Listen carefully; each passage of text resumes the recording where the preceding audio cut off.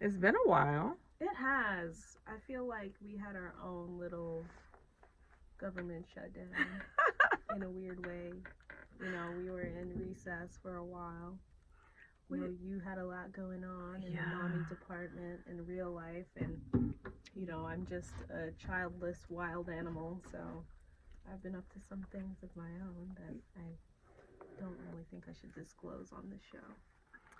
Okay. Well, we did the live show not quite a month ago. It was a lot of fun, great audience. Shout out to everyone who was on stage, especially who is TNT, who has some new music out on all the streaming platforms. So check that out. And TNT is an acronym for those that do not know. It's Triumph Never Tarnish, right? Which is a very cute, very friendly name. And one of our own personal favorites, Rocky Snyder. Oh my God, obsessed with Rocky. Shout out to her. She's amazing. She's doing the damn thing, ripping and running through these streets. Shout out to Mandy. Shout out to Chad, the lifeguard, and King Sylvie, who's on our live right now, who gave Chad his special name that will stick forever. I don't even remember his real name anymore. It's okay. I think so too. So, from time to time we talk about spirituality and synchronicity and definitely healing. And supposedly all these numbers, these angel numbers have a meaning. So every now and then I see 333, which represents the mind, the body, and the spirit. Okay. And even though it's Black History Month, we want to definitely talk about some common threads in Black history, but we really want to focus on Black futurism. And what does that mean? Well, it's going to be defined because there's a couple of different meanings out there, but the term futurism came from the 20th century Italian movement, which is a social movement. But the big picture there was, trying to liberate Italy from the weight of its past. And I think as we move forward with blockbusters like Black Panther and all the other things that are going on from a cultural renaissance standpoint, and even folks just complaining like, please don't start Black history with slavery. I think that's key, kind of liberating ourselves from the weight of our past. And then there's the Afrofuturism, which is more of a cultural aesthetic that kind of blends the African diaspora with technology, which I feel like those things together roll up under my understanding of Black futurism. So today we're going to talk about the collective mind, body, and spirit of Black folk, or whatever term you feel most. Black folk sounds fitting to me. Yeah, so the first thing we're going to touch on is just this idea of self-hatred. So many thoughts come to mind with just that phrase. I think for a lot of folks it's kind of like, well, that's not me, or that doesn't apply to me personally. It couldn't apply. The sad thing is, like, a lot of people that do struggle with that don't realize it. And that's what makes it really tragic in my mind. I've seen examples of it throughout my life, especially regarding colorism, where, like, darker girls, be it school or wherever else, have this unexplained animosity towards me because I'm lighter than them and I have more hair or whatever the case. And when you look at it, it's like, would they really be able to pinpoint why they feel that way and where that comes from? Because like, I have two gorgeous dark-skinned aunts. My father is dark as well, and they have confidence for days, and self-love forever. Yeah. And they don't project, insecurity and whatever else onto others. So I don't know, it's like a really twisted, weird thing. That's interesting because that's like an honest experience that you've had. And then we have, I spent a good amount of time just looking at artistry of comedians and singers, not just for today's show, but just because I've always been interested in like how black media and entertainment has evolved over the years. Right. And unfortunately or fortunately, it's always had a big impact on how we view ourselves as a collective, but definitely women, because women are always going to be judged and have always been judged by their beauty. Right. And so if you look at an Ebony or a Jet from the 60s, or you look at a black movie from the 1940s, there's definitely a certain aesthetic of woman that's constantly pushed as the definition of black beauty, and it's not particularly diverse. And there's emotions and turmoil and things that live in our subconscious. But not only that, it's kind of like these attitudes that are passed down from generation to generation. So I think a good portion of us have folks in our family that are diverse in complexion and everything else, but you personalize it and it's like, well, this is the definition of beauty that black media puts out there and I don't fit into it. Then you turn into the situation you described growing up, where it's like there's this animosity or mixed with insecurity or what have you. So that's one aspect, I guess, of self-hatred. And then there's, I think back to Malcolm X, one of my favorite Denzel Washington movies. And I laugh every time, there's that scene where he's trying to straighten his hair. And then he's like, has to put his head in the toilet because it's burning so badly. And not that is or isn't particularly self-hate, but it's like now you're getting into the motivation for why folks do things. So in that case, it was more socially acceptable in the society that, we clearly weren't the majority to make our hair straight. Even the men, it was very common at that time for them to straighten their hair. And then we, of course, are in an interesting time, especially, this week announced in New York City that now it's like a law that employers cannot discriminate against Afro-textured hair, Afro-textured hairstyles. For me, that's interesting because, of course, my mind automatically goes to, that's awesome. That'll help change the collective mindset, not just of black folk, but just New Yorkers. Of course, there can always be like that microaggression that still happens, or like that unconscious, subconscious bias. But at the same time, when you make something into law, it kind of puts everyone into this state of mind like, okay, the government is saying you can't do this. Of course, it's still going to happen, but I feel like that really is a good sign for younger people, for people who haven't even, like went into the workforce yet. Maybe they're in high school or what have you. I don't know, like, I just wish people would look at things for exactly what they are. I didn't make myself the way I am. You didn't make yourself the way you are.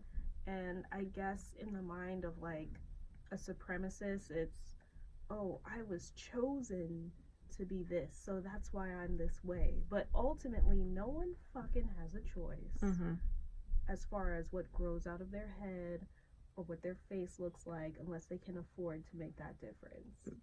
So I'm just like, the fact that there has to be a law that says you can't feel a way towards somebody because they choose to wear locks or whatever is just, it's just really annoying to me. And I don't really see it as progressive. I find it scary that that's even necessary, that there needs to be a law in place to protect you for being who you biologically are. Right. We're definitely in a bubble, having grown up in the Midwest. Yeah. There's a lot of things that I'm just more comfortable, or I notice people are more comfortable who look like me doing and saying and being than you would see in a lot of different areas of the country. So yes, I agree. It's sad that that has to be a law, but given what I've experienced elsewhere, I do see it, oddly enough, as progressive. But then, also thinking about the great migration um, north for a lot of folks that came from the south, and my mind also goes to Africa. Like, have you ever been to Africa? No. So just imagine. I mean, it's hard for me to imagine. Every now and then I try to imagine it, but like if you were born there, this is not even a discussion. Right. Like, that's a beautiful thing to just everyone around you is just like whatever. If they look like you, their hair is not a topic of discussion of you have to change it to something that it doesn't naturally do. I mean, I'd like to think that's what happens down there, but lately there's been this influx of bleaching creams. Yeah, in certain countries. Yeah. Blonde products. A lot of like Africans that travel to other countries. They end up in prostitution, and a lot of them are like also trying to do the whole lightning thing. So, it's like in every country, in every nation, being darker is just the pits. Like, it's just fucking horrible, and no one wants to be. But there's so many countries. Like, Africa's huge. It's definitely bigger than what's represented in the maps that we studied in school, by the way. But you're right. But I feel like it's so diverse. And shout out to the real Tarzan, because I love watching his Instagram. Like, he's done lives or streams of him like with actual tribes and like doing different traditions and things like that. So then I like flip back to, okay, what the hell must that have been like to be like, okay, I'm leaving.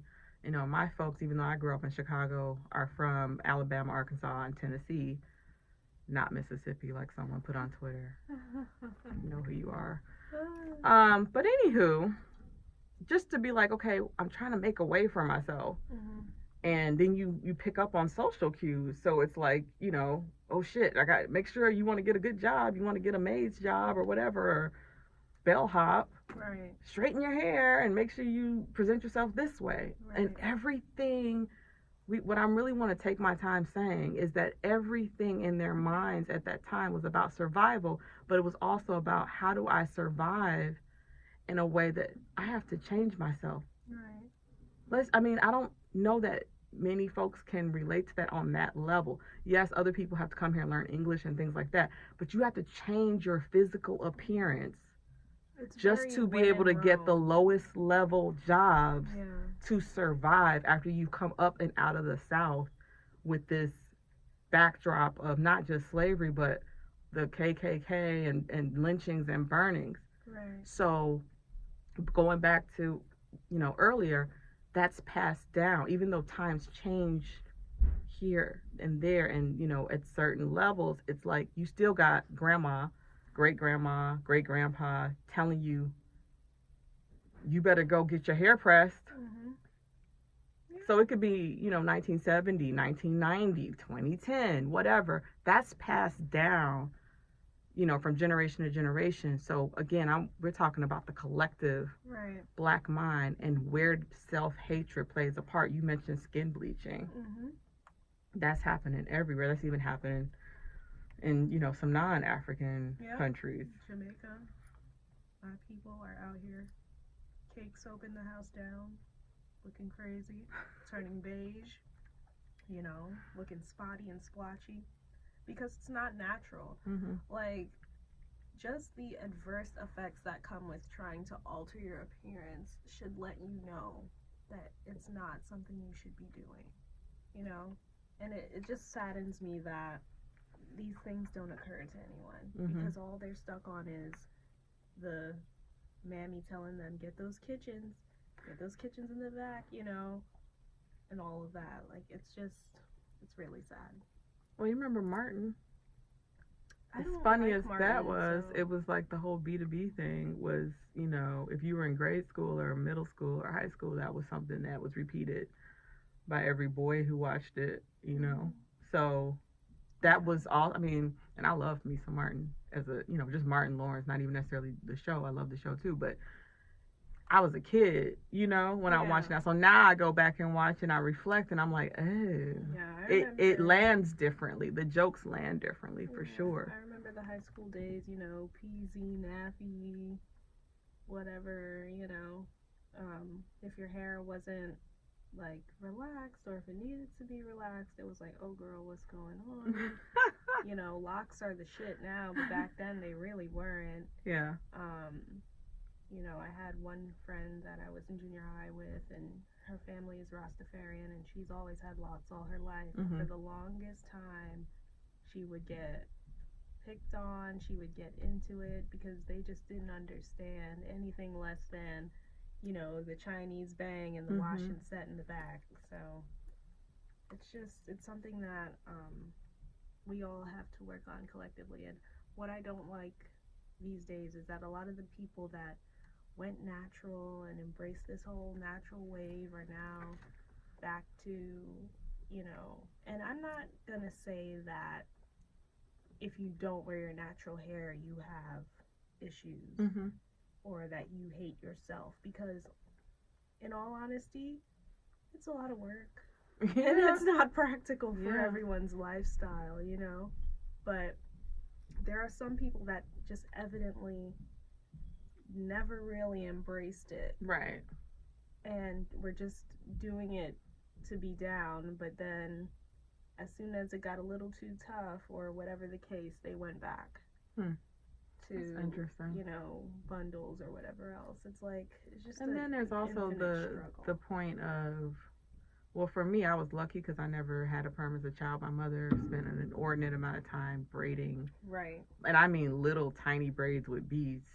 I think that's how she was like working out her artistic frustration because she couldn't be an artist anymore. But you know, I'm like, shoot, if I could, I'd wear beads every day. But it just so happens that, you know, regardless of the new law that's passed, I know I can't show up to work with a head full of beads. But honestly, just personally, if I could, that's how I would wear my hair, and I wouldn't even get like anyone else's hair added to it. I would just get my hair braided and put beads in it. Like, that's the aesthetic I would go for. And that's what we need to realize as a community, because I feel like it's safe to say that you as well as I are both products of love and loving environments, and it's made us impervious to the things that are out there that are designed to make us doubt ourselves and feel less than.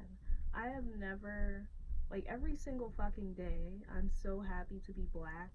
I'm so happy to be a Jamaican American young woman. Like, I'm so happy. I'm so grateful. I can't even explain it.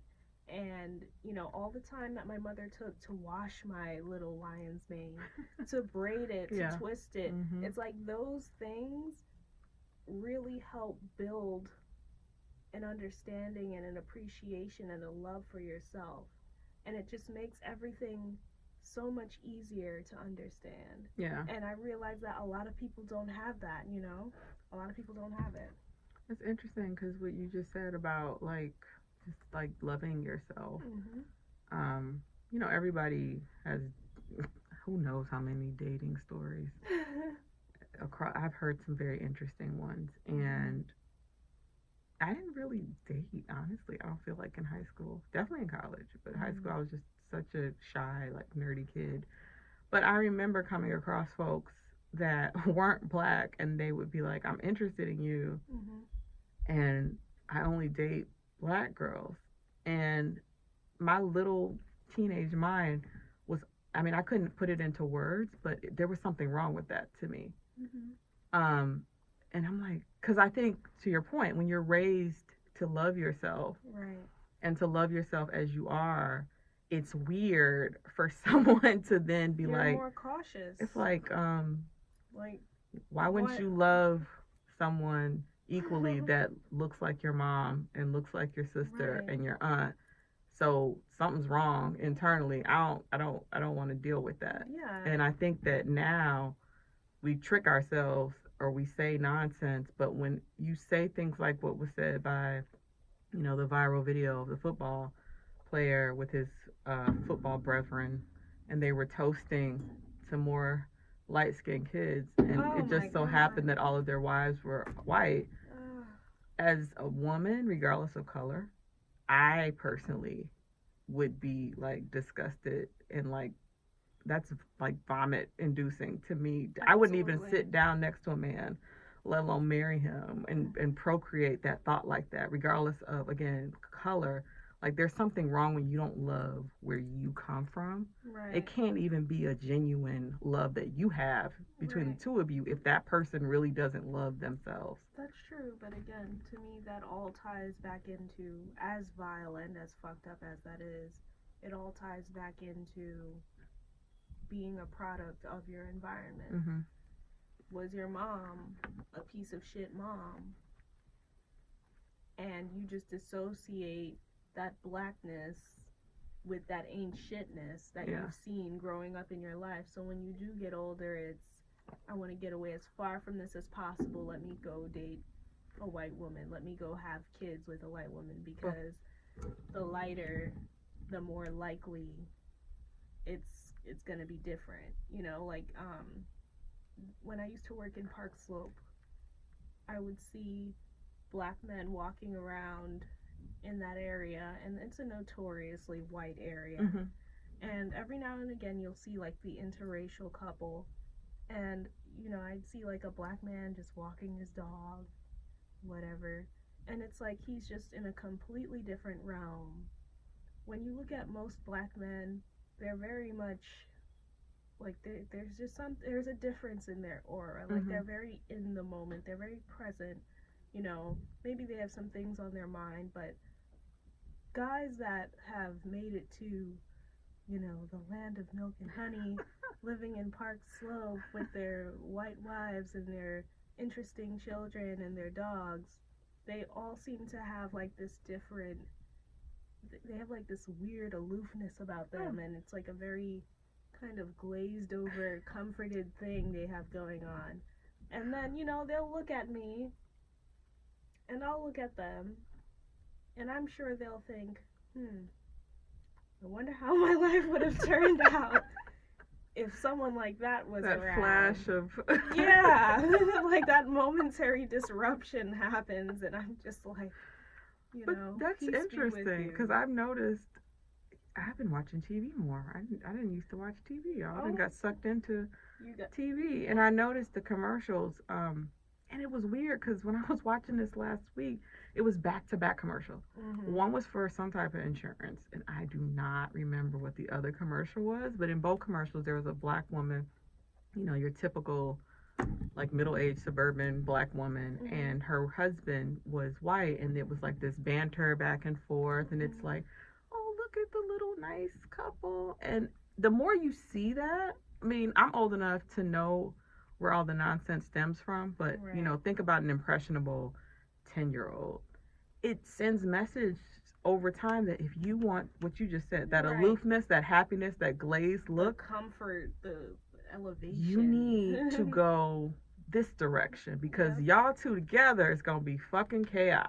Pretty much. It's gonna be problematic. And even with the images we see, not just in hip-hop, but just black media, they also perpetuate that. Oh, 100%. It's like, well, if you got, you know, a black man and a black woman, it's gonna be like all these problems. It's not gonna be stable.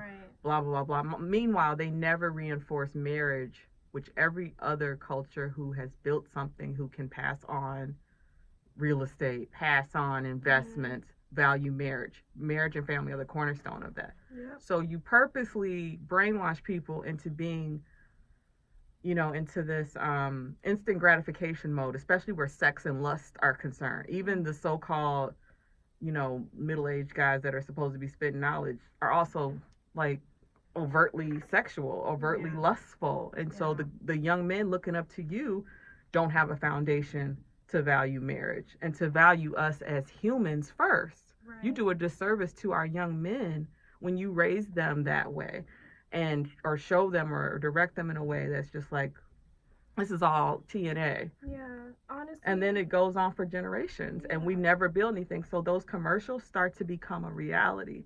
That Park Slope guy is also a Park Slope gal. Yeah. And because they're like, I don't want the fuck shit. I don't want the bullshit. And this is the only way I see out. Yeah. And this is all, again, bringing it back to the collective self-hatred. But the only way to counteract that is self-love. Mm-hmm. And, it's not to say that I'm not progressive. You love who you love. If, your bitch happens to be blue and green and y'all hit it off, by all means, go make everybody babies, says that, but nobody's dating not to pick on anybody, but nobody's dating the like 800-pound obese person and saying, oh, you just love who you love. No, let's be clear. We're talking about, skin colors and diverse backgrounds, not medical conditions. Well, I don't think people realize if you condition yourself, or you are conditioned to think that way, male or female, then you automatically are saying, if this is better, if I'm a man, mm-hmm. then you're automatically saying that the white male is better than you. If you're a female, the same thing. Girl. Because otherwise you wouldn't believe that this is better for you. I just dragged everybody on Instagram the other day because I was having a conversation with one of my dear friends, and she said that she finally found a therapist, and I was elated for her. I'm like, wonderful, we were talking about it, and she told her family, to which they said, that's that white shit, that's that crazy shit. And I'm just that like, she got a therapist. Y'all not fucking realize that every single time you say something that is supposed to be constructive for you, mm-hmm. progressive for you, healthy for you, enriching for you, is for a white person, you're essentially saying that you, as well as every black person, deserves less. Right. So, like, I'm supposed to sit here in my crazy, sit here in feelings I don't understand, lead a life of dysfunction, repeat fucked up patterns, pass these patterns on to my children, and just talk to Jesus about it. As if Jesus don't got enough going on. Right. Just because I'm black. They're not even using Jesus' real letters. There was no J back then. And this is why I don't really pay much attention to Black History Month, because things like that mindset is still so present. The nigger that never existed, mm-hmm. we continue to perpetute it every single day. Oh my God. Yeah. So I'm just like, why? Speaking of Black History Month, what about it? Before we move into the other part of the mind, mm-hmm. When you said that, you reminded me of a little snafu we had.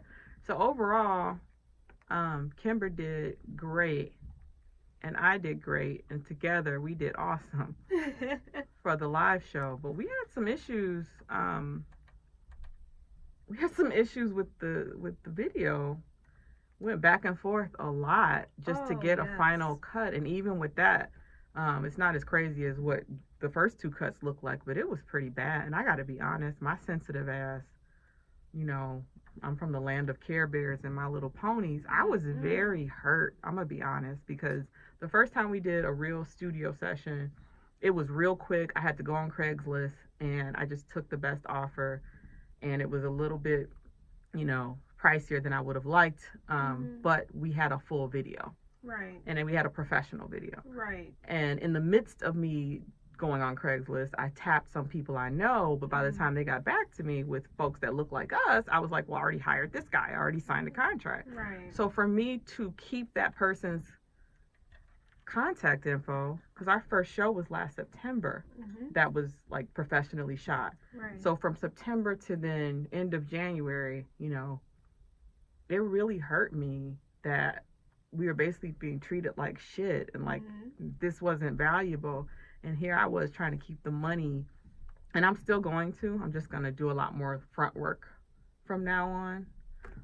But it was really hurtful to have that experience, because we hear that a lot, and it's like, I still want to believe better, and I still do believe better, and I will find the right person for the next time. But that hurt me deeply, that occurred. It was really unfortunate. I mean, but it's a reality. Like, Black people are an inherently damaged and dysfunctional people in some way, shape, or form. Everyone has a little something. Everyone has a little splash of crazy, a little splash of ain't shit, whatever it is. And it carries over into all aspects of our lives. Some of us can excel academically and financially, but in terms of romance and marriage, it's fucked up. And, for some people, it spills over into business. And there are a lot of Black businesses that have that very starter vibe, and you try to support them, but they just don't have a good business acumen and they don't know how to execute things correctly and handle things professionally. We've dealt with a lot of things I won't disclose for the sake of peace and love. Yeah. But we have dealt with a series of things surrounding the live show involving our black brothers and sisters. And it's like, y'all just don't know how to fucking conduct business. Like, y'all don't know how to be professional. Y'all don't have a considerate bone in your body. You just want to secure the bag, but the bag isn't secure because you're handling it with one fucking finger when you need all five. It's sad, and I try not to be, because I'm the pickle of the two of us. I try to be more lenient and nicer, but I'm honestly never surprised, and I don't expect anymore. And I think that's what we need to do, just not Even shit. before, just be like, oh well, yeah, even before the Gucci controversy, what you said about not having the business acumen, and then for us to be, which takes a lot of strength, frankly, to be able to kind of take the 10,000-foot view, and on one hand say, well, this is very common, but on the other hand say, well, we understand why. So it's like, it's a struggle, honestly, to try to figure out the right balance between being understanding that folks don't have the deep experience or the business acumen, but then not tolerating bullshit. Because I think what it comes down to is working with someone who's trying and who's showing that they're trying. I'll give you a little bit extra patience. I might even give you a little bit extra money, depending on what you're selling, if you show me that you're trying and you don't maybe necessarily have the business acumen of someone outside of our community. But when you don't have it and you're loud and, wrong and strong, then I gotta bounce. I can't refer you. I can't do more business with you. You gotta hit them with the Iyanla, like you don't condemn. We love Iyanla. You don't condemn them, but you don't take the disrespect. No. And the disregard for your business and your money or whatever else at the same time, and all the while you can still understand, like, it's okay. You just don't know what the fuck you're doing. And I don't want to work with you. Right. But I hope that maybe 5 to 10 years down the line, when you stop treating this like a hobby. Yeah. And you actually realize that you're handling people's money and this is a service in exchange for money, that you'll do things a little better. Yeah. Speaking of doing things better, that was a perfect transition. Because, my mother and her father before her, and thank God my kids are not on this podcast because they could speak to me as well. But I feel like each generation they got a little bit more understanding and not as insane. My mother came from a family where they were expected to write reports and do homework that was not assigned by the school, not assigned by teachers, assigned by her dad primarily, but my grandparents. And they had to read the Jewish newspaper as well as whatever, the USA Today, and they had to read the Arabic Times and that type of thing. And my kids, weren't happy about having to read The Economist and screaming that they couldn't understand most of the words, and me saying, so what? Make a list. Make a list of the words, memorize the definition, go back, read it, and then I still want a summary. And doing New York State tests at home until you achieved 90% or better, 2 grades above your current, just nonsense.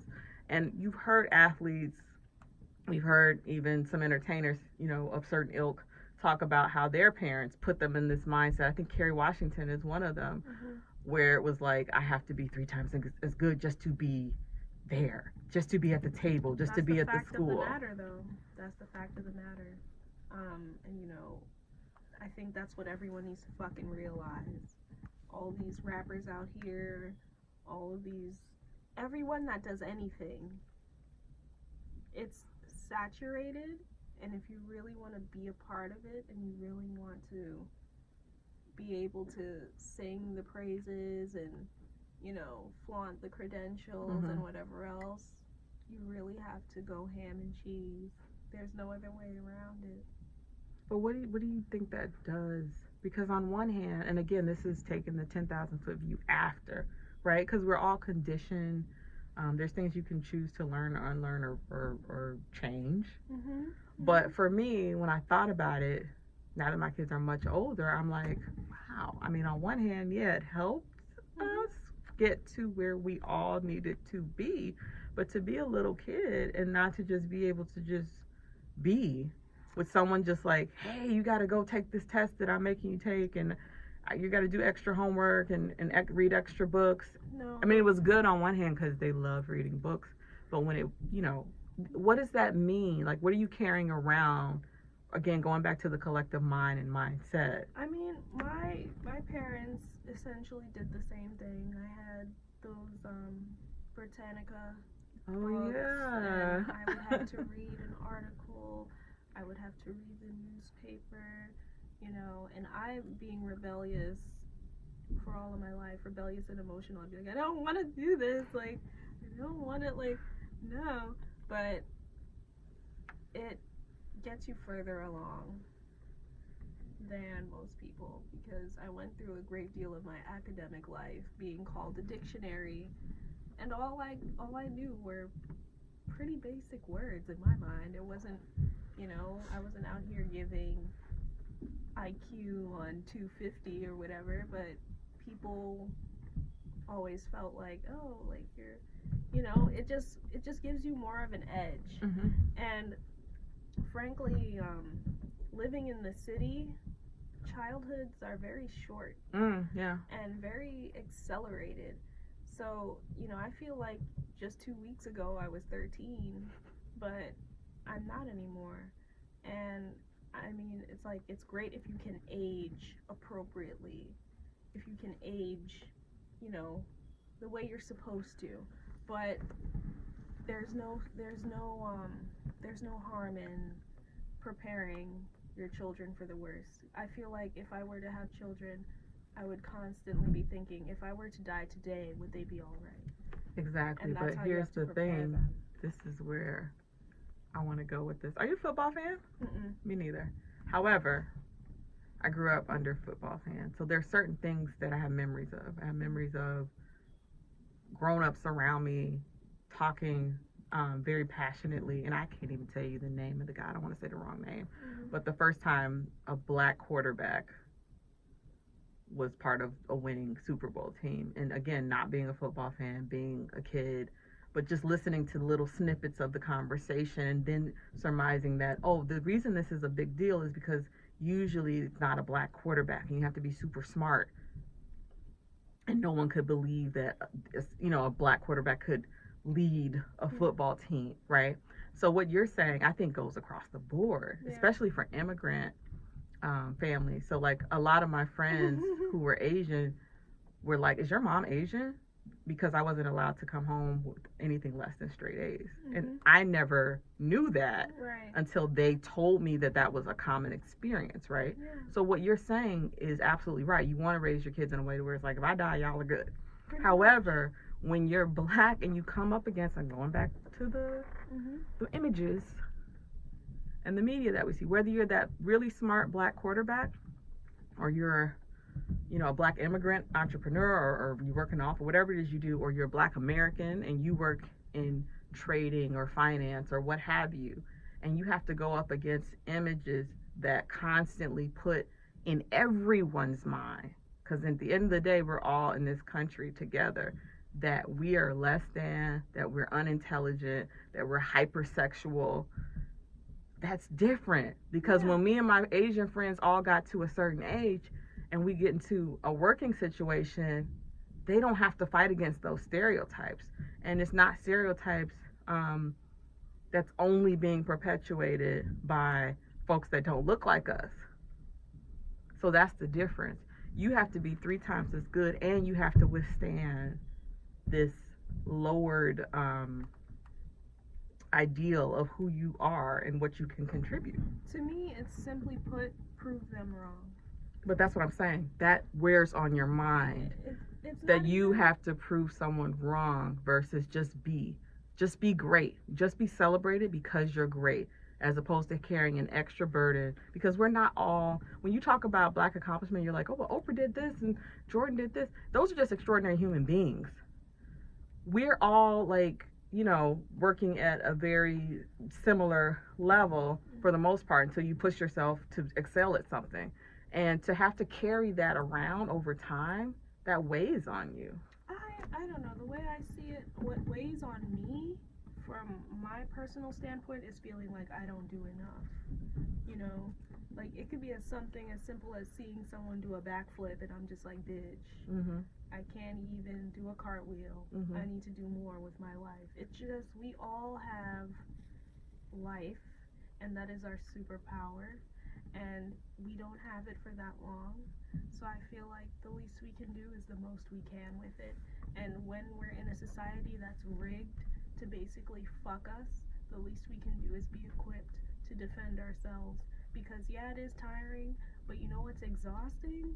Fucking struggling. Because you dealt with or accepted mediocrity and chaos and dysfunction in your life, and you turned yourself off of education and expansion for yourself.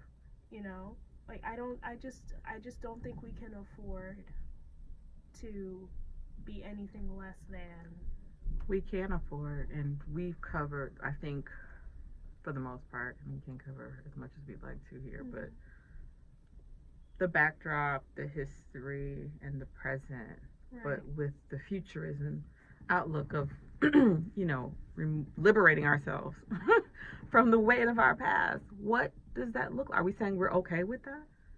When we look at the collective mindset and look at the self-hatred juxtaposed against the being 3 times as good, those are 2 very different things that are part of our reality and have been for a long time. Of course. So when I think future, I automatically think positive.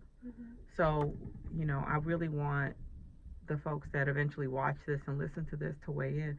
What does that future look like? I guess everyone would like to think from an idealistic sense that it'll be very progressive, that everyone will get to be as they are with no explanation and no apology. But the way I see it, we just have so much that needs to be undone. Yes. And figured out and repaired.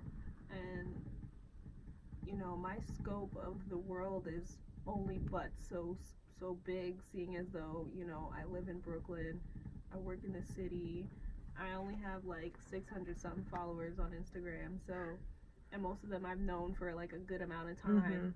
So it's like, all I see day in, day out is Millie rocking, dabbing, tongues hanging out, twerking, and that's just my scope of the world. So it doesn't really give me, hope for the future. But speaking for myself, I know that my future will be a very healthy, very progressive, very fulfilled one, because I have active dialogue with myself every day, and I teach myself things every day, and I arrive at certain conclusions every day that just teaches me to be a better and more vigilant person when it comes to bullshit from other people and just bullshit in general. Yeah, I like what you said about the repairing and the unlearning, because I feel like there are more people starting to use that vocabulary, like unlearning, and how important it is to unlearn things that are just damaging to your psyche, damaging to your holistic health. So I'm hopeful for that, and like I said, I am interested in everyone's, your opinions on that and how you see that playing out. And I'm very passionate about the images that we put out there, and not just like there should only be a certain type of image, but really showing the diversity of who we are, and having balance. And again, I've shouted them out before. I shout out WEAN, because that is the focus of that organization, is to really be mindful and be actionable when it comes to Black women's images and entertainment, of which I'm a proud member. All right. How's your mind feeling? good. How's your body feeling? Well, I am so, like, I've been trying to get more active lately. Because, you know, like, I want to be handstand mommy. I want to be out here, and I'm so sore and so tired. Yeah. But I'm good. How are you? I'm not where I want to be, but for the month of February, I've been like committed to working out at least a half an hour a day. And it's interesting because then you start becoming very aware of certain things. And it's not things that I didn't know, but when it's kind of like my inner critic is like, girl, because I've always had, no matter where I've been up and down the scale, I've always had a very strong core. So when it's time to do core, sometimes people, if they're in the room with me, they're surprised, like, you really have a strong stomach, but I wasn't working out consistently. So it's like, it's almost like a slap in the face to myself, because it's like, you're not even somebody who has to work up to get the strength. That's what I'm saying. You have the strength, and you just haven't been. I'm doing it now. I'm doing it now, and it's nothing. It's like, I'm like, oh shit, I went 45 minutes. I can go an hour. Why not go an hour? Why not finish this? And well, we met up last Friday. And it's like, I can just keep walking. I went home, worked out that night. You know, even after all the nonsense. All the nonsense. Sanford's. Oh my God. The tuner tartare. So yes. Black bodies. Black bodies. You talked about twerking. So there's like this sexualization of black bodies. There's the fetishization for sure of black bodies. And then there's violation of black bodies. And that can mean a whole lot of things, whether you're talking about, you know, Laquan McDonald or, you know, Me Too or what have you.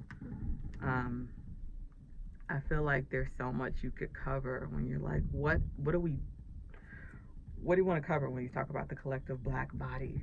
Well, first and foremost, I definitely want to point out that I remember like a couple years back, I was in a group chat with some friends, and they shared this article, or it was like an excerpt from some textbook from whatever fucking year, where they basically called African American women's protruding body parts a disorder.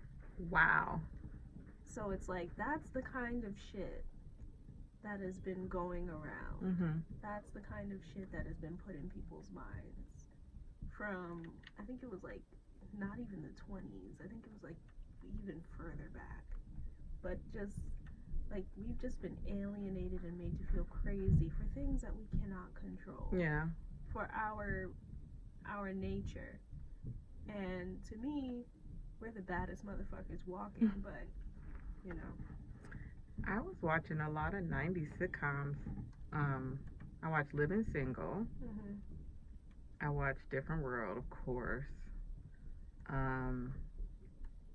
With the exception of Joan Clayton, aka Tracy Ellis Ross, I didn't see any ridiculously protruding booties. Right. And you know, from Living Single, you got Queen Latifah, who's thick. You got Regine, played by Kim Fields, who was on the thicker side. You had Jada Pinkett Smith. You had the woman, I cannot remember her name, who played Gina on Different World, who wasn't as thick as like a Kim Fields or a Queen Latifah, but she was definitely thicker than like a Willie Gilbert or a Jada Pinkett Smith. And I'm all of these women still to this day are gorgeous and celebrated, but no matter how thick or thin they were, no one had these ridiculously protruding booties. And I'm like, you're to the point now where it's expected. It's almost like what you said earlier about like if your hair wasn't straightened. Yeah. It's like, is everything okay? Yeah. Because your butt's not like a shelf. Shout out to my sister, because she got her butt like a shelf, and she always has had one natural. There's but some my natural point is, big booties in my family.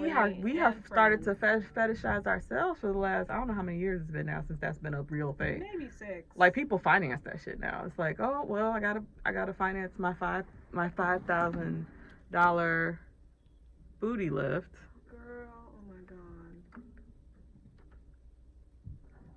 Lord Jesus. KFC might take your order. Lord. Hello. Hello, sir. Hi. I was just getting ready to call you guys. You know, this is the beauty of things. So we have you on mic, which is awesome. I'm here with Kimber. This is Chi Chi. Um, Everyone listening, this is Professor Brandon. How are you, Brandon? How's your life? I'm well. I'm very well. I just got to creative writing workshop. Oh, wow. Middle school, so I'm going extra, Middle school. That is awesome. And we're so happy that you can join us. You are at the University of Iowa, correct? Are you there right now? I am not. No, I'm in Maywood, Illinois. Oh, you're back home. Yeah. Okay, so for everyone on the phone, this is Professor Brandon. He is a visiting professor at the University of Iowa where he teaches courses in hip hop. Definitely, I've been listening to the Talented 10th. He's a former, I don't know if you're a former or current MC, but goes by the moniker as a rapper of Real Talk. The A is an @ sign. And recently released the Black Love mixtape. That's BLK Love mixtape. Can you talk a little bit about the Black Love mixtape and what that is and what inspired it?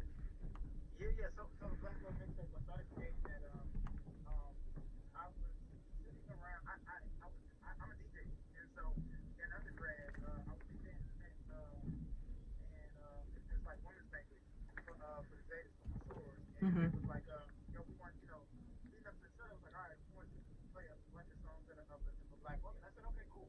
So I started going through my music, my brain library, and I was like, you know what? A lot of the music that's uplifting for Black women is like R&B from like the 80s and 70s and 60s, right? And earlier. And the ones that were current were just like, off the top of your head, like Music Soul Child. Right? But it was like a handful, and I was like, all the other songs were like freaking about sex, or it was about, I love my mother and I love my daughter, and it's like, well, that's kind of easy, like, man, like, it's easy to love your mother, and it's like, it's easy to love your daughter because like you came from your loins, right? But there were rarely songs that were just like, I love you, Black woman, period. It was always like a sexual undertone, and so I said, you know what? There's no art, like there's not an abundance of piece of art that exists where Black men are uplifting Black women and showing love to do directly. So I reached out to, there's a piece in the book I wrote called Black Perspective, and it inspired me to reach out to a lot of my colleagues. And so 72 other Black men, Wow. and speakers, each contributed poems, songs, and rap dedicated to uplifting Black women. And I gave the challenge. I said, your piece can't be sexual. And it, you know what I'm saying? All right now. I like this. About mothers, or it could be about daughters, but I said, those are typical. So like, I'm gonna challenge you to go out there. So some cats were like, oh, I got a bunch of those. Other cats were like, actually, I don't have any. I'm gonna write some now, but thank you for charging me. And so that piece of work is intentional art. It's like the only historical matter of record proving that Black men love Black women. Wow. And where can that be found? I was just gonna say. Like, where can people hear that? That's Amazon. Look it up. Search my name on Amazon, Brandon Alexander Williams, or just Google the Black Love mixtape. Black is spelled BLK. Okay, we'll definitely share that later. Absolutely. And so the cool thing about the book is that the book is one of the blackest books you've ever seen. The cover of the book is a Black woman with her afro, and within her afro are flowers in the shape of the continent of Africa. Nice. A cool other tidbit, because I'm a poet and stuff like that. The type of flower is baby's breath. Aww. Baby's breath. Yeah. You know what I'm saying? You do. I think y'all got it. But I designed that photo shoot. We did the photo shoot in the living room of my homeboy's house. Shout out to Be Free, period on Instagram. Phenomenal photographer. And the motto is I keep it home. So we did that cover, and then the pages are black with white. Nice. And I did that for a couple of reasons. One, just because it's black. I want to make it black forever. You can actually read the book in dim light, and the letters will literally jump out at you. Stop. Yeah, you know what? And, Damn I know it. it's on the dark, but you can read it under dim light. I like this. So you can be in a tub with some lights and hopefully not burn yourself or the book, but you can see it in the darker. Yeah, I love it. Innovation. Well, you. Yeah. And I looked up the science behind like reading books and why we get tired, why our eyes get tired. Mhm. My eyes get tired and the whiteness is so much. All pun intended. And so that's why I was like, I want to make the book, easier to read. And the final thing about it that makes it so cool is that on every page there's a QR code. Within the QR code, it kind of looks like hieroglyphics. And we got a picture of a black woman in the middle of that. You scan that with the QR code, it takes you to a private playlist. Mhm. And artists reading that. So it's an audio book. Wow. That's amazing. Well, I can't wait to cop it. We'll definitely share it on social for our folks. We have a lot of beautiful people in general, but definitely a large female following that I think would enjoy what you're describing. And I haven't obviously experienced it yet, but thank you for creating that. So we had just covered like the collective mind of Black folk, and we just started to tap dance a little bit on the collective body. And so this is good timing because what I started, the segue was, Black bodies, the sexualization, fetishization, and even the violation, whether you're talking about Laquan McDonald or trafficking or what have you. Right. What are your immediate thoughts there? I mean, well, like, as far as we talk about black bodies, one thing I speak to a lot in my poetry and my rap as of recent. I speak to black men not, or seeing ourselves as like sexual objects. Mm-hmm. Never seeing our bodies as persons, or rarely, never being told that. Always kind of like understanding that like you are used for this.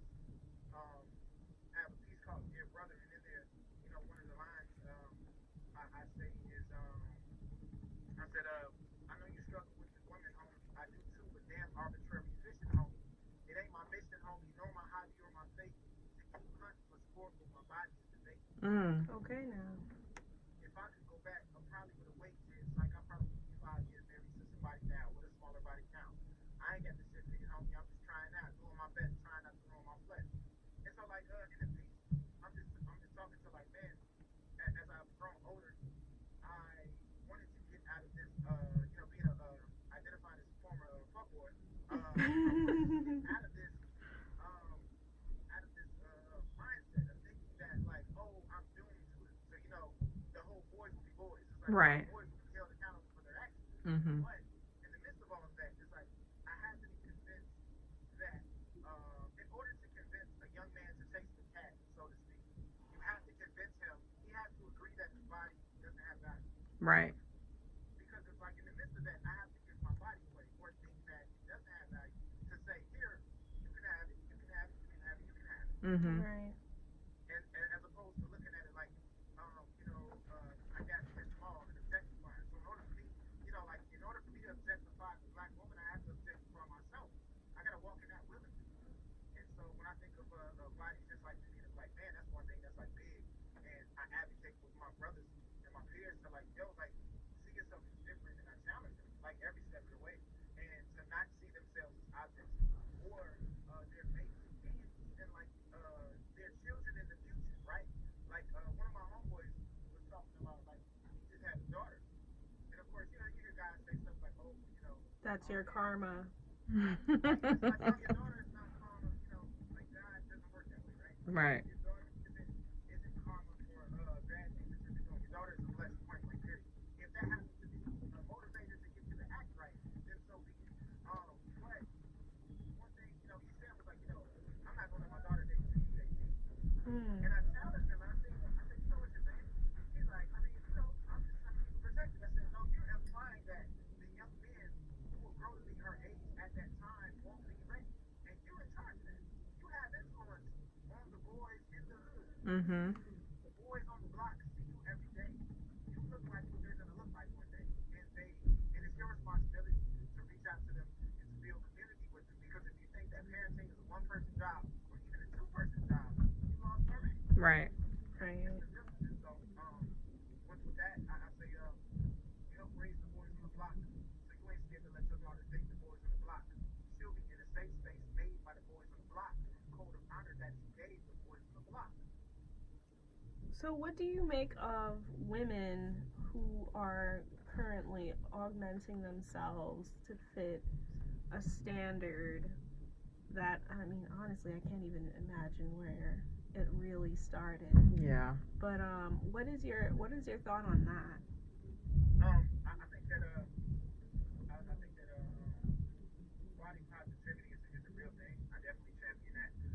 As far as like women changing their bodies, um, I I disagree with it because I figure no matter how you cut it, it's like, and of course, like we're not being completely explicit. I assume that you're saying you're talking about augmenting bodies. You're saying like The ass shots, adding the those things. nitty gritty. Like I've heard women having breast reductions because of like back problems and stuff like that. I'm all with that, right? Like Right. adding on things that aren't there. I'm not with that at all. It's unhealthy. Mentally, it's unhealthy. Physically as well, especially putting foreign substances in your body. It's like it's still put a lot of substances in different doctors. Right. And it's like you don't know what you don't know. So yeah, I champion body positivity whenever I get a chance. If I catch anybody like talking negatively about it, especially from a teacher standpoint, I like to nip it in the bud Mhm. so that I can create safe spaces for body positivity. And so I guess what's important to me is like realizing what that looks like in real life. That's always the hardest part is figuring out, okay, we got this concept, we got this idea.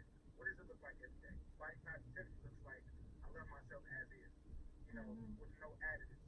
Body positivity also looks like, hey, I wear protective styling, right? But I have natural hair underneath. And so, but as far as like adding different things on bodies, I don't speak too much to them. Like I'll just say that I disagree, but I'm not around here beating the drum saying, hey, don't get ass shots. Right. Don't do all of that because that's not my fight. But what I'm gonna do is I'm gonna use my words to champion, right? To champion body positivity and to champion women who rock love the skin that they're in and love their body that they're in and rock it naturally. And just do that. Ignore it if you think it's whack. Support it if it don't. And just leave it at You know, I just really love your accent. You're so funny. Okay. You're right. I just have to know because I love it. I'm like, oh my gosh, this is so delightful on the ears. I think that was some very futuristic shit you said about teaching boys that their bodies is precious.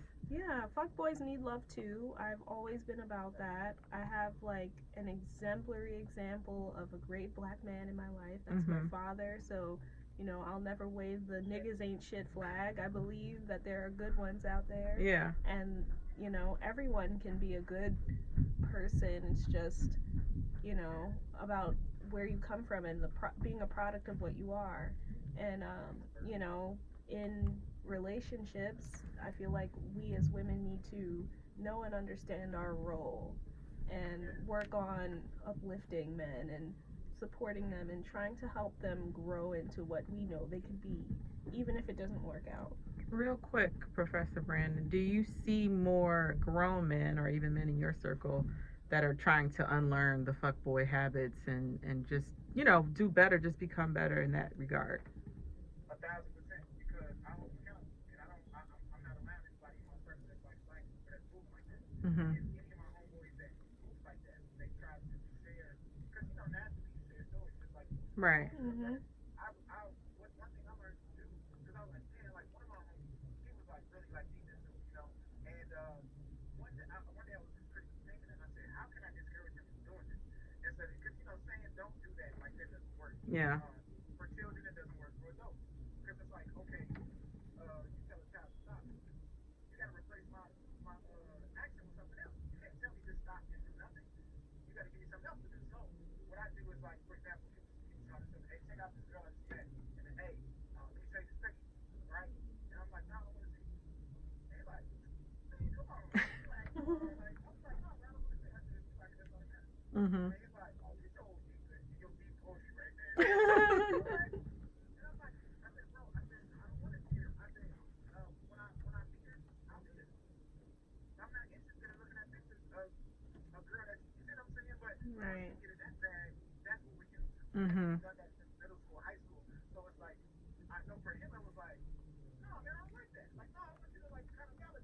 Exactly. this girl looks good, and I'm like, no, I'm not gonna give you validation. And then what he's gonna figure out to do at that point, I don't know what he's gonna do with it, but I know that I'm not gonna champion that behavior Mhm. at that small entry point. And so I figured out different ways to encourage my brothers to do that, because the don't do this, don't do, like I said, it doesn't work. So you have to figure out different ways. So I encoded in my rap, put it in my pieces, and then I live by example. One of my big homies, Killer Mike, he kept saying on his interview, the Breakfast Club, he was like, I married a black woman. A lot of my critics have not. So I just got engaged to my fiance. Oh, congratulations. Thank you. And I think it's important to um, be the change that you want to see and set examples. Yes. You know what I'm saying? And so, although my purpose for proposing her was not to teach my boys better lessons, right? But I know that my example speaks volumes to them, and for them to say, like, you know what, man, like, let me look at this a different way, right? Let's build community, let's build legacy, let's not, Waste everybody's time. yeah, and most importantly, your own, right? Because Mhm. when you get on the airplane, they say, hey, if you're not touching yourself, the mask falls, and what you gotta do first? Put it on yourself. Put Right. the mask on yourself first. So, in order for you to be a better person, it starts with self-love. Mhm. Exactly. Where I had, where I went off to what's called start, of getting out of my fuckboydom, started with me on an apology tour. Because I'm thinking, I'm up here trying to put the mask on the women that I thought I hurt, right? Or that I hurt. And I'm just trying to put the mask on them, and they're just like, well, no, it's too late. I don't want this. Sorry, because the sorry is only treating the symptoms of my hurt. Was really, and was one of them actually tell me like, listen, I'm cool. You gotta look out for you. I'm like, listen, don't make her say that. Even in the midst of her being hurt, you know. Yeah. So, Lord, to me, I said, man, and then I went on a whole different, journey. I came out a better person. Wow. I feel like that's what everyone needs to do. Just take that time to really look at themselves, be open with themselves, and in turn, they can be open with everyone else. Even if they don't want the relationship that the Right. person wants, they'll be able to say it versus like playing games and, fucking around on people's time. Self-love and self-care is better for all of us. That- If you can't bottom do those line. things for yourself, you damn sure can't do it for me. Speaking of, Let me ask you guys real quick. So, yeah. What does self-care look like in real time? Because someone might listen to this and say, I hear about this self-care stuff, right? But like, what does that look like? Oh my God. Last night it was at my house. I was saging the air. It was full moon. I put some really good like sleep essential oil in my diffuser. I took a really nice shower. I ate well but healthy. God, I do so many of this nonsense. And then just, there are days where things can pile up, I feel like, or, you just have a horrible string of interactions.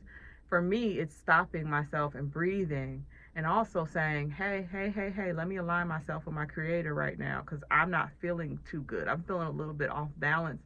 And I don't want to reflect that to anybody that I may come in contact with. And then learning from that, because then usually a day or two later, I'm like, oh, that's why I was feeling that way, or, and then looking for those, being aware of those triggers in the future so that I'm always at my best. For me, it's not as elaborate. I'm a very spiritual person. I'm very weird in that sense. Like, I'm very spiritually in tune, but I haven't taken the time to master and delve in and, look up crystal types and things like that, unfortunately. For me, self-care is a spliff. Self-care is taking that time to listen to whatever music I want to listen to. Music is my religious practice. I'm honest with myself. So that's a lot of inner dialogue. That's a lot of, every now and then just, not literally, but internally slapping and shaking myself, or just addressing the things that need to be addressed. Like if I'm being childish, if I'm being immature, if there's something I could have done better. And just doing what I need to do for myself, and not, because I'm a very giving person and I can tend to overextend myself a lot for other people. So I think the most important thing is just taking that time out for myself, being able to say no when I really feel like I can't, like when I'm all, tapped out. I think that's what it is. Just paying attention to self and caring about yourself. Mm-hmm. But, That's real. It's saying no is big. One, I want to share this with you guys. If y'all can have it, and anybody else listening out there, here's some language that I've used like recently as far as in the no department. Because sometimes it's hard to give just a no, right? Mm-hmm. It's like because it comes, you hear the echo after the no. right. And some people aren't built for that. So one thing I did was walking into the university spaces. Right now it's a no. Right now it's a no. It works a lot because it's like it has a caveat to it, but people heard the no. Mm-hmm. Right. So it's easier to say, well, right now it's a no. Like maybe later that can change. Right. But as of this moment, no. So folks who are trying to rush you, it scares them away. And it's like, cool, I don't want to deal with you anyway, right? Have something really meaningful, and they're like, well, I'll be patient, and it'll come back around. You're like, thanks for reminding me, because I didn't want to like shoot you away all the way, So that's one of my things. I like that. No, I like that. Well, when you talk about your own self-care, how does that extend to your diet and the things you put in your body? Oh, Lord. So I practice veganism about 4 days a week. Wow. Okay. Because to me, the self-love is if I want a burger, I'm going to have it. And those are important. Cheat days are important. Just like Oh, yes. Cheat day every day. So yeah, for me, it's exercise. It's getting fresh air, even if it's cold outside. Right? Mm-hmm. So it's doing a little bit of cardio at the gym, and it's but mainly it's eating. It's telling yourself no, right? Telling your body no. I'm not eating anything if it doesn't grow out of the ground. Right. And so we use that for the majority of the past, but we use adding or counting in, margin of error, aka cheat days, and you say, oh, okay, well, this weekend, this Sunday, I'm going to go all out because I'm relaxing. Mm-hmm. And the rest of the week, it's like, okay, should I have this? Like, for the most part, and easy way for me to get into this lifestyle. I started with just cutting out bread and meat. Mm-hmm. And then it went to, okay, what types of meat do I want to add back into my diet? So for me, it's like seafood. Ooh, yes. Never pork, never beef. Mm-hmm. Never and chicken just don't. How did you get to that point? Because I eat seafood and chicken mostly. Every now and again, I'll dip my toe in the Red Sea and have a little burger or something. But how do you get to that point? I think that's the real challenge for everyone, getting to that point. It hasn't been mine for really. One day, I was doing math on one day subject, and so like I was doing math one day on chicken wings, and I was just like, I don't think that many chickens that exist in America. Oh shit! I was, Franken wings. Pterodactyl wings. Oh, see, I don't even, anything that doesn't have a bone, I'm not messing with it. Mm-mm. Oh god. And so, when I told a friend one day, he was like, he said, what's going on? And I said, man, he's like, I don't eat wings. And he was like, why not? I said, because I need a man with, I don't think that's real. I don't think that's real. There's not enough wings to go around. So, I told him, he's like, what's your math? I said, well, think about it. I said, okay, you get 60. How many wings is that? He said 6. I said, okay, how many wings on a chicken? He said 2. I said, okay, so take 3 chickens to make a 60. He said, yeah. I said, okay, that's 6 chickens just for your 160. Right. Hypothetically, this one chicken is mine in Chicago. On the west side. Uncle Remus? 60. Oh, yeah! Hey, Uncle Remus, even though we're not eating there. I said, okay, let's say this chicken restaurant, this one chicken restaurant on the west side. Mm-hmm. Sells 160. We know it's more than that, but we just gonna start there. All right. So how many chickens is that? He said 600. I said, okay, that's 600 chickens. That's one restaurant selling 160.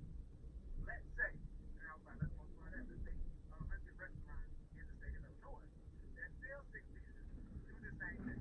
Now what's that? He kept adding. I was like, now we're like, my math's out right now. It's like 50,000, 600,000 Wow. I said, yeah. I said, that's just for the restaurant is one steak for one day. So Word. in a month, in a year, what Wow. is that? That's like 60 million chickens a month. I think you just Being turned off a born, lot of being our hatched, listeners. being yeah, I being said, I don't believe that that's because I need chickens. I said, no, I don't. I don't think farms have 60 million chickens just like, and then I'm like, where are these 6 million size?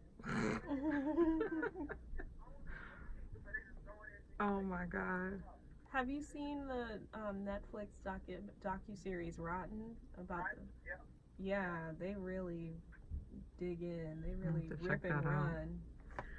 Being from the Midwest, real quick, because I know we have a little bit of time left with you. Can you just pontificate? Give us your thoughts on how we went as a people went from soul food, and we know a lot of that came from parts. Now that we're talking about animal parts that they didn't want, but how we went from soul food to a lot of us subsisting on fast food and what that means for the collective black body and our health. Man, I want to quote one of my favorite rappers, Fontaine, the Little Brother. Mm-hmm. He has a song called "Cry No More" and another song called "Expensive Jeans." And in "Expensive Jeans," he talks about like how he said our biggest fears were shots and armed robbery. Now our biggest fears are clots and armed colleges. Ooh. Ooh. And then in "Cry No More," he says, "Put my pops in the ground, hit the repast, and ate the same shit that killed him." Oh. And I would say as far as like soul food, food being comfort food and feeling so good and just the love that it's made with, understanding or learning later on that like, man, that wasn't some of the most healthy stuff for you. Understanding that these are scraps. That's why it's for the soul. Yeah. It's for the soul, not the heart, not brain function. Not the pituitary. That's a great argument. But yeah. And then of course, as you can tell in different like restaurants and stuff, like as soon as like people come up with different ways to eat food, then the restaurant figures out how to market it like the same way. Mm-hmm. We've been figured out, how to dip our chips into different cheese and beef, and the next thing you know, you got Doritos, those tacos. Right. Taco Bell. It's like, come on, man. Like, we've been doing that. But, Chicken and waffles with garnish. oh, man. It's like, no, like we did it because that's what we had at the time. Mm-hmm. But out of necessity comes innovation. Well, of course, I like to, as far as the positive goes, I like to look at that for what it is, but I stay away from it. As I teach my nephew, and generations to come, I just tell them like, hey, like, doesn't grow out the ground. And it's like we come from the earth, so if it don't grow out the ground, man, it's not going to add life. It's not gonna add life to it, but it will make you Amen. feel good. It will make you sleep. Right? It's like your heart is like being clogged. It's an indication Mhm. of like, oh honey, no. Yeah, You it's just can't. like slow down. Yeah. Yeah. And so, so that's how I feel about that. But it's important to protect the temple in more ways than one, especially physically, right? Because there's folks that got their mental together, but they still eat. You know what I'm saying? Mm-hmm. That's me. Right. So you're like, I'm not there yet. I don't know when I'll get there. But it's up to you. Desire to be there. At some point. I try. That's why I say 4 days a week. Right. About 4 to 7 days. So what about the remaining 3 days? What does that? The other 2, I'm like vegetarian. Okay. And on one day, I'm a wild card. So Uh-oh. like cheat days get pretty they get pretty intense. I don't become a glutton though. Right. I may go crazy on sweets. And every now and again, like once every 3 months, I may eat a piece of bacon. Just because God made it. Oh wow. You really okay. But bacon is like. I don't hard even to do bacon on avoid. cheat days. That's some Not even serious a little stuff. turkey bacon. No, I told you this when we did the after Thanksgiving. When I was home in Chicago, because I don't do it here, I did have some rib tips. It wasn't even a question. Real. Bacon was the only part of the pig that I couldn't say no to forever. And it was only, like I said, it was only once a week. Mm-hmm. That I had to. It's like, hey,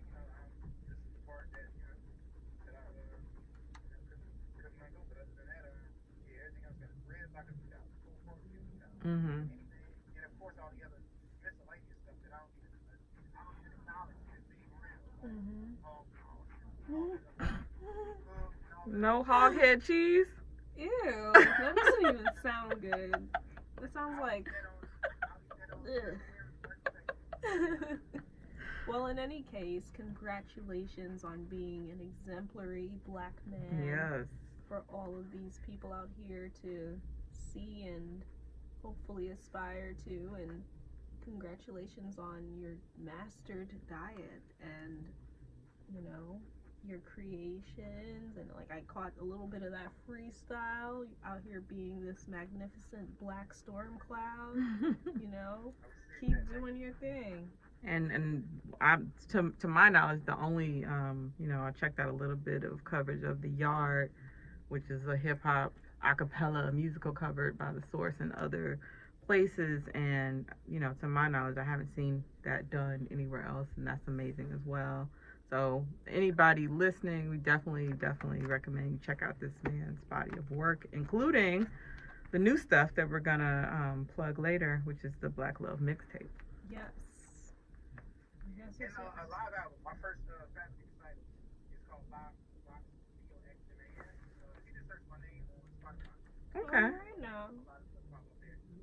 And also, I just want to two things I want to say before I get out of here. One, one of my biggest goals for this year is to learn how to farm, to build a garden, and plant some herbs and learn how to like farm and Wow. get my stuff out of the ground. Because even though we know that vegetables and fruits are good, there's still a lot of fruits that don't have seeds in them. Yep. Mhm.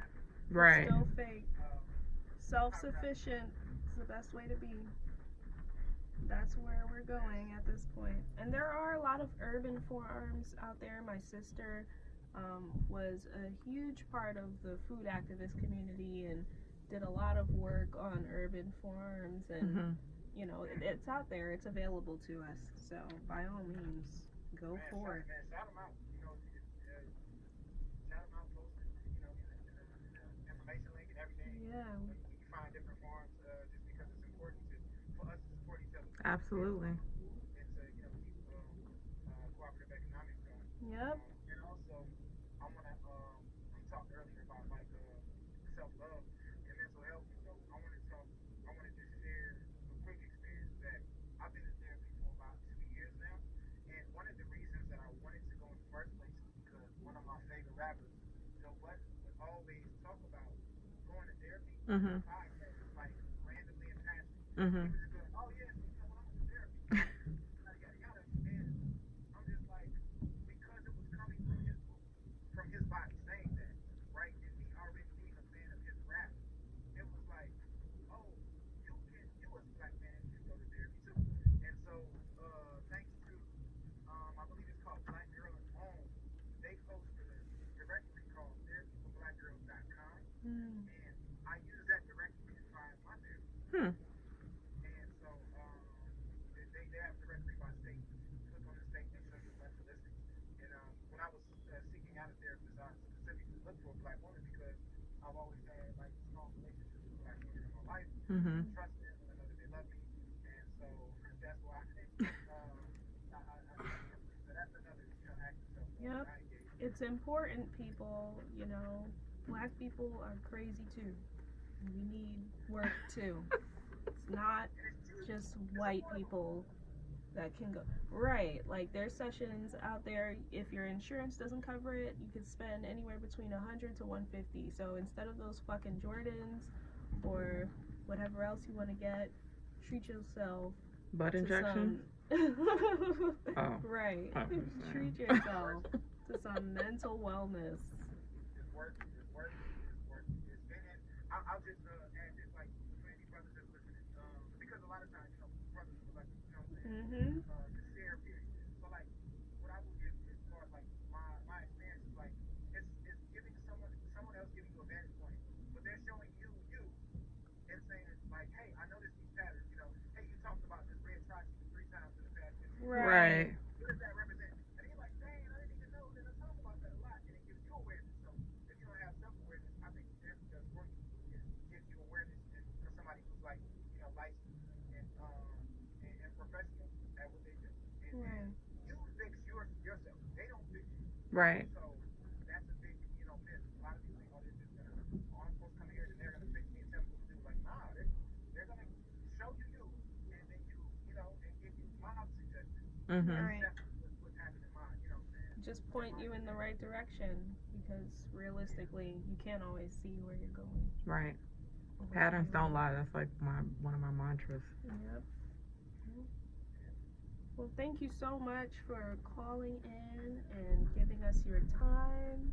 We really appreciate it. We'll definitely be bigging you up and sharing all of these fantastic things you have All going these on resources. with everyone. Mhm. Yes, definitely. We really appreciate you. And thank you for having me. And, like I say, I want to say again, raise the boys to block. So you ain't scared to let your daughter say the boys. Oh, I'm definitely doing that. All right. Well, next time I'm sneaking into Uncle Remus, I might see you. Exactly. Thank you so much, Professor Brandon. We will definitely be checking you out more and like she said, bigging you up and keeping in touch. We appreciate you. Peace and love. At Brandon Alexander Williams on Instagram. Yes. Bye. Bye. Bye. Some good stuff, man. Yeah, see? Fantastical. Chi-Town represent. She said, "I love your accent." That killed me because I don't know what the accent sounds like. It's like not quite Southern, but oh my God! Can I just quite, tell you, just it's kinda so like annoying when New teeters. Yorkers. It's either me or my family members, and they're like, "Yeah, y'all from the South," and I'm like, "No, like, do we sound like Ti?" It's quite literally Midwest. Like it's not quite, it's not quite Southern, but it's like a nice little balance, nice little line. That's why it's the middle. Love it. I like that he touched a little bit on black farmers. I didn't delve into the story, to be honest, but I kept seeing this repeating headline. Mm-hmm. I do follow, guys, it's just farms with periods in between. Follow that Instagram, and I can't remember the woman's name behind it, but she's always like talking about what the current state is for black farmers. But there was a recent story that's been making the rounds about the government having sold fake seeds to a number of black farmers. Oh yeah, that was in I forgot what fucking documentary it was, but they talked about the dark world of farming. It's crazy how the government just manages to make like fuck shit out of everything. There's one company that just purchased seeds, and there's like a patent on seeds, and like it's seeds. It's ridiculous. Like it's crazy. And then there's farms that I remember. Actually, I'm so sorry, I cannot remember her name, but I heard her on a podcast, and she was saying we need to kind of hone in and stop these black-owned farms from basically being sold, because what's happening is that the offspring of whoever owns it, they are not equipped, or they don't have the desire to maintain it. So the little bit of farms we have are not being passed on, and it's extremely important that we do have sustainable black farms.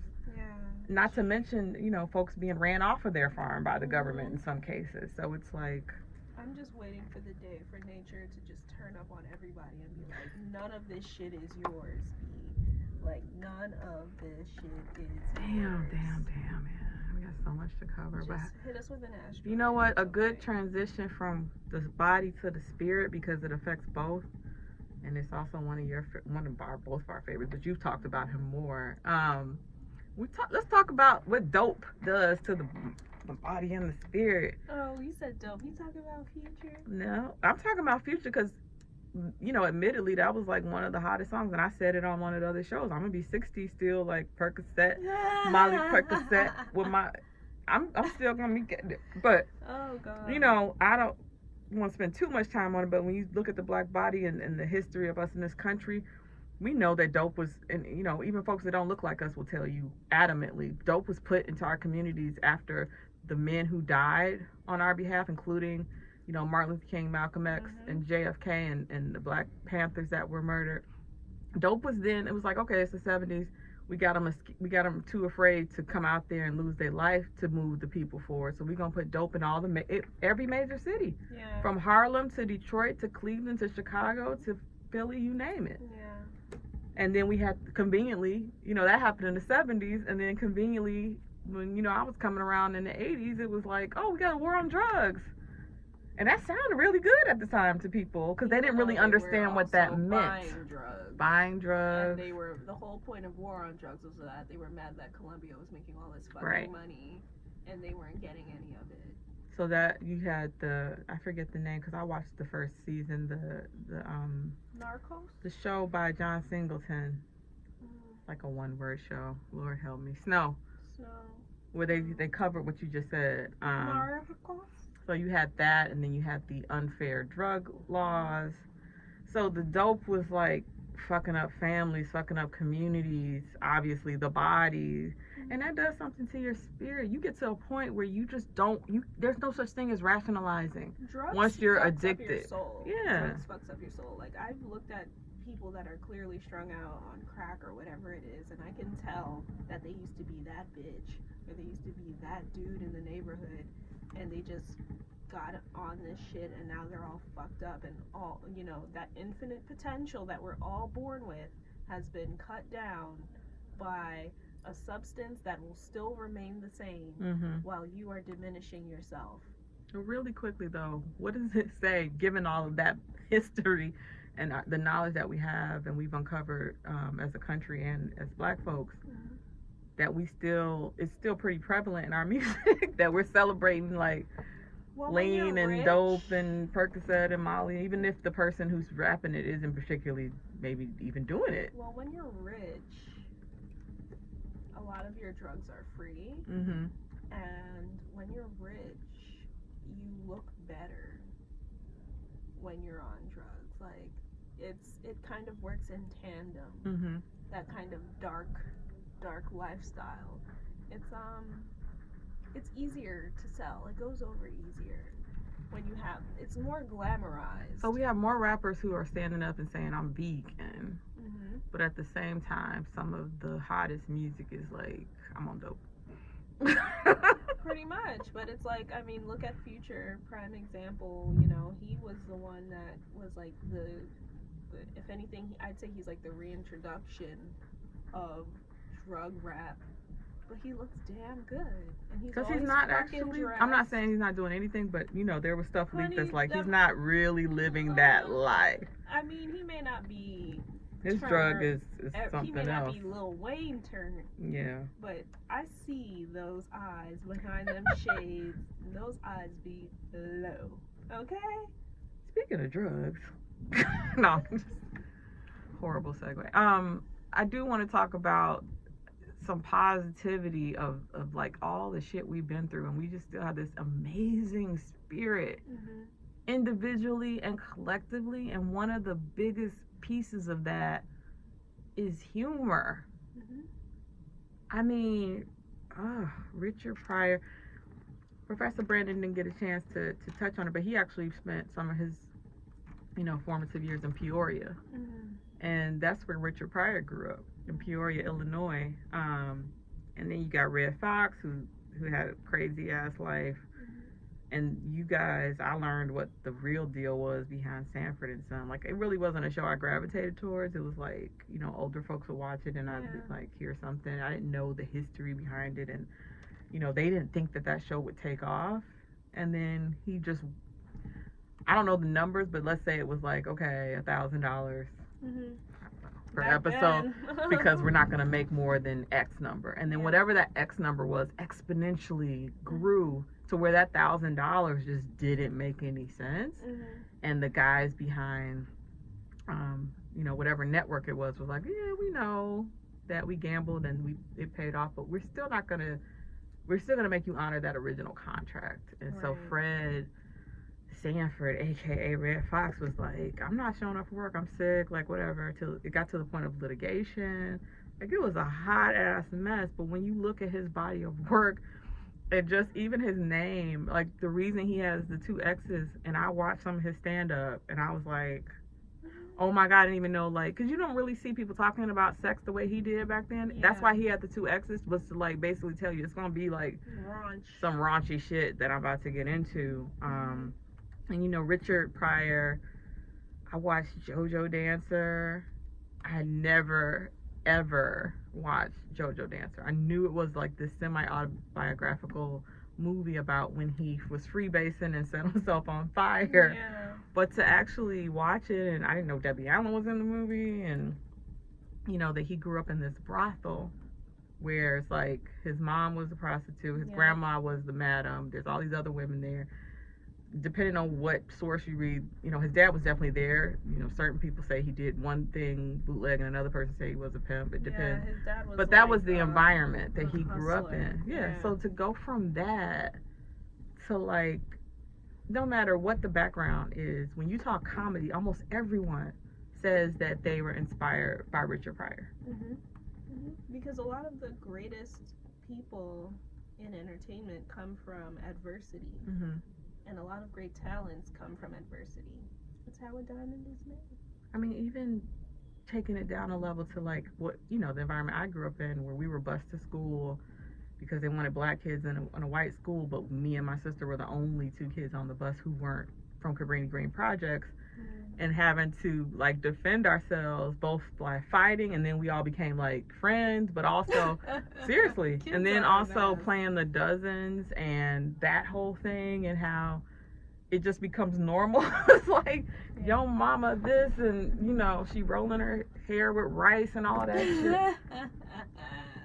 I mean, it's just amazing. And then even, you know, I'm sure you've experienced it. There's shit you go through, and at some point it's so horrific or it's so unfair, and then you get to a point where you're talking to your friend about it or your family, and you just, something you find humorous about it to help you keep it moving. I have yet to reach that point. If anything, I'd say the humor is in where those same people that have caused me strife and aggravation are in their lives now versus where I am. That's the humor. That's the ha ha ha. Oh. Ha ha.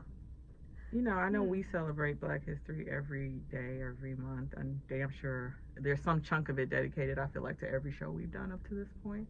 We're out here making Black History. Right? I think it's funny, though. I remember someone saying this, and then I, like, lost track of it. It must have been in my mental file cabinet, and then it got pushed back to the front. When you talk about Independence Day, like, we have our Independence Day, right? But when you look around the world, and there's different countries and islands that celebrate Independence Day, it's always from the same source. Of course. Who's everybody celebrating independence from? Britain. Right, it's always Great Britain or France or something like that. And so, I don't know. Like, I just hope that we don't, as we move towards the future, that we don't have to celebrate any more Independence Day. Like, can we just let people live and, like, you know, be authentic in whatever their locale? Like, not until their truest innermost nature is nurtured when it counts, which is childhood, and not until parents are capable of giving things to their children before they become parents. That's just it. Not until then. Free until we're free. We did touch on a live show. Our live show was more like it's us, obviously, but I feel like it was more of a variety show. So if you were a listener, it was like, oh my God, there's them in like a different environment. But if you were just kind of finding us, and YouTube definitely is not helping us towards that effort, which is a whole nother story. It's like, oh, okay, this is interesting. But we did touch on the Reform Alliance, largely backed by Jay-Z and Meek Mill, but it's addressing prison reform and just bringing it back again to like our spirit, you know, being incarcerated at such a high rate, but being such a smaller percentage of the overall population. And I mean, we definitely don't have enough time to talk about all the downstream effects of that. Absolutely not. I remember seeing something about them trying to take away the right to, you know, send books to people in prison, which is insane, because for a lot of folks, that's the only thing that keeps them going, is being able. I used to send books to my brother-in-law when he was locked up. And what else are you gonna do if not learn and build your body up while you're sitting in a fucking cell? You know, it's just. And I think the win there, because I do want to make sure, you know, we do celebrate the things that are being done on our behalf, even if they're not even close to being finished.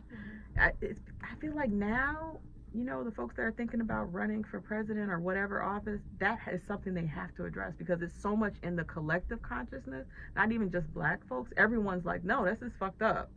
You have to address, I mean, not to say that they're going to change it overnight, but you have to address prison reform. You have to address the prison pipeline, you know, with these kids being told that they're, you know, learning disabled because they learn a different way, or, you know, that turns into them being suspended at a much higher rate and things like that. People are really starting to put a lens on that. It's not as big as I would like, and it's not as widespread, but that's something that we really need to push for and keep our eye on as we look for this Black futurism train that we're going on. I think Professor Brandon hit on a lot of things, but that's where I feel a little, we're at the beginning, I guess. Well, yeah, we've been at the beginning. This country is fucking operating on a framework and principles that are like centuries old at this point, and it just doesn't apply to us anymore.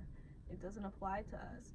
And then, you know, shit is being run by cherry picking, hypocritical, stupid sons of bitches that don't know nothing about nothing because they've spent their lives in the Ivy League of whatever, and, you know, their milk came from, you know, a cow in like the French country, and they don't know anything. It's like everything needs to change. Like I keep hearing reform. Just reset. Just start over because it's not working. One thing I thought about was spending.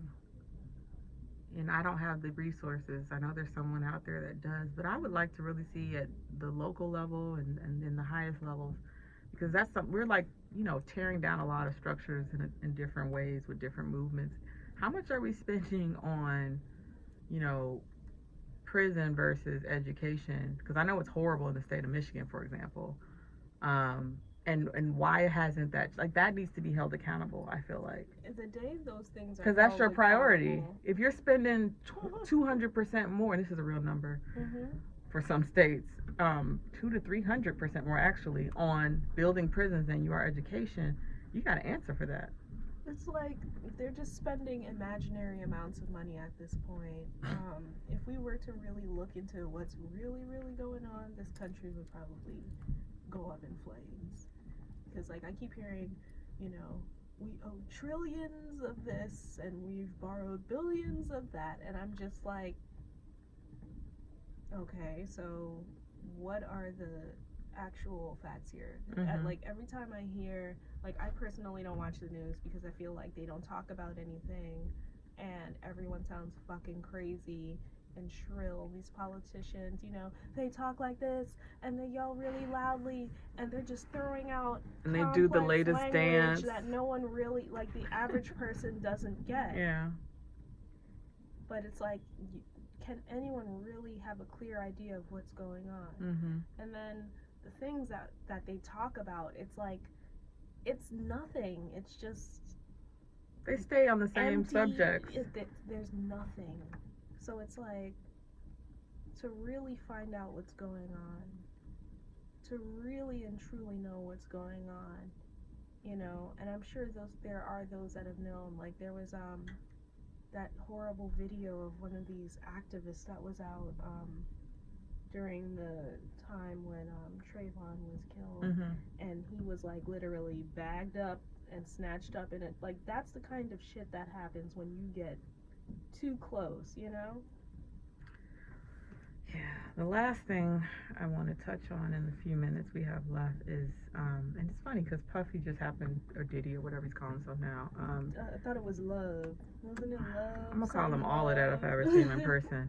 But no, he touched, it was like, we had already talked about it for the show, but then he did, like, I don't know, like a 2-minute extended Instagram video where he talked about, we are the creators of culture. And he's not the first person to say it. It's just that he happened to say it recently. And I can't remember, but there was an article about that too. Like, whoever's helping us shape the blueprint of the future for our collective selves, how do we prevent our culture from once again being monetized by folks that aren't the creators? Because there was some girl somewhere that started saying on fleek, and before you knew it, your favorite fucking cereal company or, you know, shaving was like, yo, get this, it's on fleek. Yeah, like, it's pathetic. it's ridiculous. It's pathetic that a lot of advertising agencies go out of their way to be hip and cool. Because now, I remember I saw some fucking poster for a bakery, and it was something like, some cute and it's lingo. not acceptable until like, it's in advertising though too. If you were saying that, you were looked at as ignorant right. until it made its way right. into mainstream. Now on the trains you look up and it's like, your pussy's on fleek because you wear these absorbent period panties, or it's lit, Grubhub is delivering here right. and there. And it's like, honey, but y'all play us every second you get, but you want the lingo and the fun shit. It's exhausting and it's stupid, and to me there's nothing I hate more than certain lingo. There's nothing. What is lit? To me, lit is light. It's right. light. It's not I use lit. My thing is, we have to start two things: valuing and appreciating, whether we like whatever it is at the moment or not, right. our innovation, our creativity. And we have to figure out a way, because this is just the world we live in. Everything's about monetization. We have to monetize our creativity before it gets stolen and someone else is monetizing it, and now it's like not even what it was intended to be. Stop being so inclusive. Every time, fucking Trevor or Becky Millie rocks or twerks, don't applaud. Oh, the Shade Room will post it. Look and then say that they're invited to the cookout. No. Stop. I don't want to hear no more cookout ever. The cookout is done. Stop the cookout, please. We're not inviting them to the cookout because they're not inviting us to their dinner out on Cape Cod. They're not inviting us for hors d'oeuvres in the Hamptons, okay? So until that time, we gotta just stop cheering them on. But you brought it back full circle, because that is right where we started, right? Which was the self-hatred. So just to quote Professor Brandon, becoming self-aware and unlearning, getting that therapist, whatever it is you need to do. Be honest with yourself first and foremost. Yes. And then the Black Futurism thing is in full swing, and the future's looking bright. So yeah, we hate Black history because we live it. We're not looking for February to talk about it or dissect it, and that's why we purposely, there's a lot of shows that are covering Black history, and that more power to them, and that's great. But as usual, we wanted to do something a little different. Yeah. So we wanted you to have something to look forward to as Black Futurism. I hope you enjoyed the conversation. Definitely got something surprising for you for the next episode, and we'll see you next time. Bye.